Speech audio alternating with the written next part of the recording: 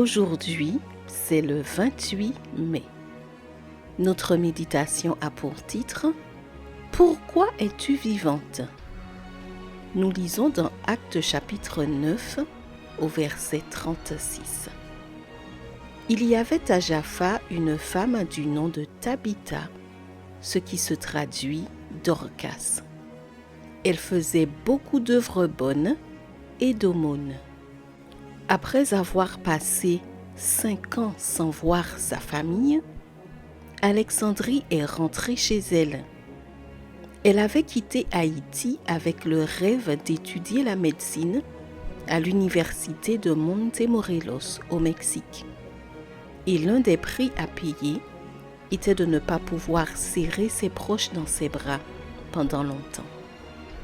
En janvier 2010, elle a enfin pu réunir la somme nécessaire pour faire le voyage. Après avoir passé quelques jours avec sa famille, il était temps pour elle de retourner poursuivre ses études. Toute la famille voulait être avec elle jusqu'au dernier moment, de sorte que ni sa mère, ni ses frères ne sont allés au travail ou à l'école ce jour-là.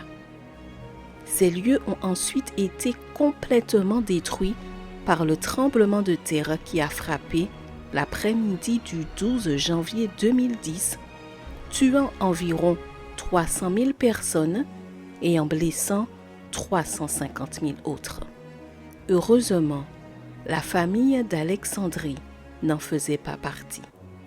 Aujourd'hui, elle et les membres de sa famille servent le Seigneur. L'histoire biblique nous apprend que la maladie avait mis fin à la vie de Tabitha, mais qu'elle avait été si utile au ministère de l'Église que Dieu avait décidé de la ressusciter. As-tu déjà entendu quelqu'un se demander pourquoi les bonnes personnes meurent? Nous ne devrions jamais remettre en question ce que Dieu permet, car cela ne ferait qu'apporter de mauvaises réponses dans nos vies. Ce que nous pouvons dire, c'est que si Dieu nous maintient en vie, c'est que nous avons encore un rôle important à jouer dans l'œuvre de l'Évangile. T'es-tu déjà demandé si tu remplis la mission qui t'a été confiée? Tu n'as pas besoin d'aller loin pour faire la volonté de Dieu. Là où tu es, il y a beaucoup à faire. Ne reste pas assise, lève-toi. Cherche dans ton armoire les vêtements que tu pensais remettre un jour, mais que tu n'as pas mis, et donne-les à une personne à qui ils seront utiles. Lève-toi et va chez la petite vieille qui vit seule, nettoie sa maison, prépare-lui à manger.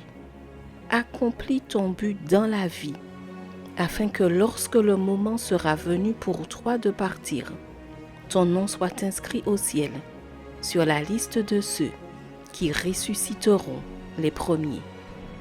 Il reste encore beaucoup à faire.